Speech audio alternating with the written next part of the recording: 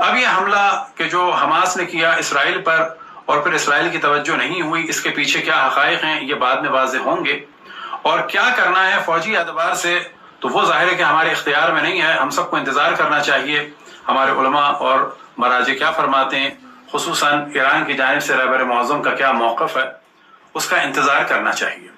یہ بات یہ آئندہ کی بات ہے اور اس کے بارے میں کوئی بھی کچھ نہیں کہہ سکتا.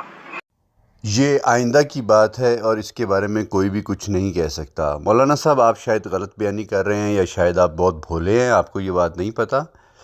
کوئی بھی تو کچھ کہہ سکتا ہے، آپ کچھ نہیں کہہ سکتے. اور ایک اچھا سپاہی اپنے لیڈر کی رائے کو اور اپنے لیڈر کی سوچ کو سمجھتا ہے، اور اگر آج کے لیڈر کو ہی آپ نہیں سمجھ سکے اور آپ کا شعور اتنا کم ہے اور اتنا پست شعور ہے کہ آپ زندہ لیڈر کو نہیں سمجھ پا رہے، تو وہ لیڈران جو 1400 سال پہلے گزر گئے یا غائب امام کی باتوں کو آپ کیا سمجھیں گے، اور غائب امام کی منشا کیا ہے یہ آپ کیا جانیں گے؟ آپ کو تو ابھی خامنائی کی منشا کا ہی نہیں پتہ. خیر، خامنائی صاحب نے آپ کی اس ویڈیو کے بعد ان کی بھی ویڈیو آ گئی تھی، اور جس میں انہوں نے یہ کہا تھا کہ میں ان ہاتھوں کو چومتا ہوں کہ جنہوں نے یہ کارنامہ کیا، یعنی جو حملہ کیا. تو اس کے بعد آپ نے کیا کیا؟ آپ نے وہ کام کیے جو آپ کے لیڈر کی منشا تھی، یا آپ نے اس منشا کے بالکل خلاف کام کیے؟ اب پہلے میں آپ کو خامنائی صاحب کی منشا سناتا ہوں، اور اس کے بعد آپ کو ان کے کرتوت دکھاؤں گا کہ جو شہریار رابی صاحب کر رہے ہیں وہ کرتوت سارے دکھاؤں گا. تو آئیے سنتے ہیں کہ خامنائی صاحب کی اصل میں منشا کیا ہے آج کے وقت کے تقاضے کے مطابق.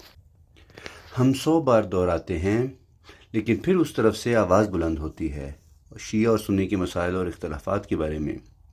ایسا کیوں کرتے ہیں؟ کیوں دشمن کے فائدے میں کام کرتے ہیں؟ نہیں جانتے کہ انگریزوں کا ہنر اختلاف ایجاد کرنا ہے، اور ان اختلافات میں سے ایک کہ ہمیشہ انگریزوں نے جس سے فائدہ اٹھایا ہے شیعہ اور سنی کے درمیان اختلاف ہے. نہ کریں، نہ وہ کام کریں.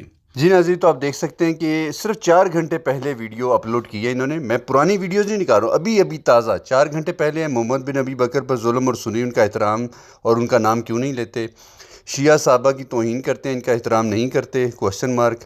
اور حضرت عائشہ کا مولا علی سے بغض دیکھیں، اور پھر 2 صحابہ نے خودکشی کر لی. تو ان کے لیٹسٹ ٹاپک چیک کر لیں. یہ سمجھتے ہیں کہ ان کے لیڈر کا مزاج یعنی خامنائی صاحب کا مزاج کیا ہے.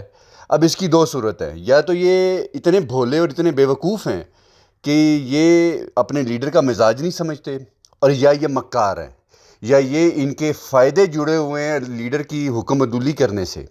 جہاں تک میں ذاتی طور پہ سمجھتا ہوں، میرا خیال ہے کہ یہ اتنے بیوقوف نہیں ہیں، لیکن ان کو شہرت کا، ان کو پیسے کا، ان کو اپنے جو دنیا کا مقام ہے اس کی جو لت پڑ گئی ہے، اور ان کا بھی دل کرتا ہے کہ ان کا بھی احترام کیا جائے اور ان کی مجلسوں میں رش ویسے ہی ہو جیسے وہ علی رضا رضوی کرتے ہیں. تو ان کی ویسی ایکٹنگ نہیں ہے. یہ جتنا بھی فتنہ پھیلا لیں یہ علی رضا رضوی تو بن نہیں سکتے. تو بس اس خواہش میں کہ دنیا مل جائے، خامنائی صاحب کے جو حکم ہیں اس کی دھجیاں اڑا رہے ہیں، وہ آپ کے سامنے ہیں. تو آج کی ویڈیو بنانے کا میرا صرف مقصد اتنا ہے کہ آپ یہ سمجھ سکیں کہ اگر آپ خامنائی صاحب کو مانتے ہیں، اگر نہیں مانتے اور آپ اللہ یاری کو مانتے ہیں تو فیر انف. اللہ یاری تو کھلا دشمن ہے، وہ کہتا ہے میں خامنائی کو ہی نہیں مانتا.